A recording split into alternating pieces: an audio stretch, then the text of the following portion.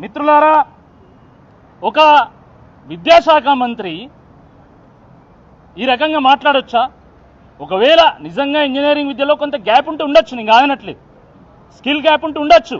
కానీ విద్యాశాఖ మంత్రిగా నువ్వు దాన్ని ఎట్లా పూడుస్తావనే దాని మీద నువ్వు సమాధానం చెప్పాలి.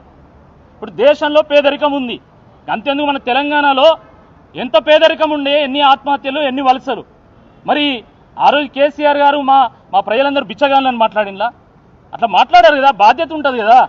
కాబట్టి మీరు క్రిమినల్ వేస్ట్ అని మాట్లాడడం చాలా దురదృష్టకరము. హార్వర్డ్ వేయిన్లు వారం రోజులు శిక్షణ తీసుకుంటాం కన్నా ఆయన మారుతారని చెప్పి అధికారులందరూ భావించిళ్ళు. వాళ్ళు ఎంతో ఆలోచించి ముఖ్యమంత్రి స్థాయిలో ఈయన మాట్లాడతలేడు కాబట్టి, మన రాష్ట్రంలో ఉన్నటువంటి పెట్టుబడులన్నీ పోతున్నాయి కాబట్టి కనీసం ఈయన మారాలని హార్వర్డ్ పంపిస్తే వారం రోజులు ఆడ చదువు చెప్పినా కూడా ఈయన మారలే. ఇప్పుడు తలకాయ పట్టుకుంటున్నారు అధికారులందరూ కూడా.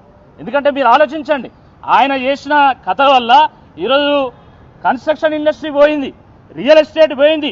ఇప్పుడు దీనివల్ల ఈ ఉన్న ఐటీ, మ్యానుఫ్యాక్చరింగ్, ఈ సర్వీసెస్ ఇండస్ట్రీ కూడా పోతే రాష్ట్రం మొత్తం దివాలా తీసేటువంటి ఒక పరిస్థితి ఉంటుంది.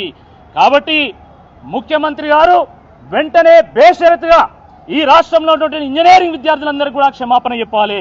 క్షమాపణ చెప్పకపోయినట్లయితే తప్పకుండా నువ్వు అప్లికేషన్ రాయరాదు అన్నావు కదా, జాబ్ అప్లికేషన్ రాయరాదు అన్నావు కదా, కొడంగల్లో నామినేషన్ అప్లికేషను తప్పకుండా 1,00,000 మంది ఇంజనీర్లు రాస్తారు, తప్పకుండా పోటీ చేస్తారు, నీ మీద నిన్ను ఓడించేటువంటి ఒక ప్రయత్నం చేస్తారు రేవంత్ రెడ్డి గారు అని చెప్పి హెచ్చరిస్తూ వెంటనే మరి క్షమాపణ చెప్పాలి.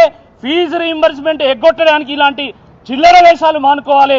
నీకు నిజాయితీ ఉంటే, నీకు చిత్తశుద్ధి ఉంటే వెంటనే 11,000 కోట్ల రూపాయల ఫీజు రీయింబర్స్మెంట్ స్కాలర్షిప్ బకాయిలు చెల్లించాలని చెప్పి కూడా ఈ సందర్భంగా నేను మనవి చేస్తూ, వెంటనే జాబ్ నోటిఫికేషన్లు కూడా ఇవ్వాల్సిందే ఈ సందర్భంగా మనవి చేస్తూ, మీ అందరికీ కూడా పేరు పైన ధన్యవాదాలు.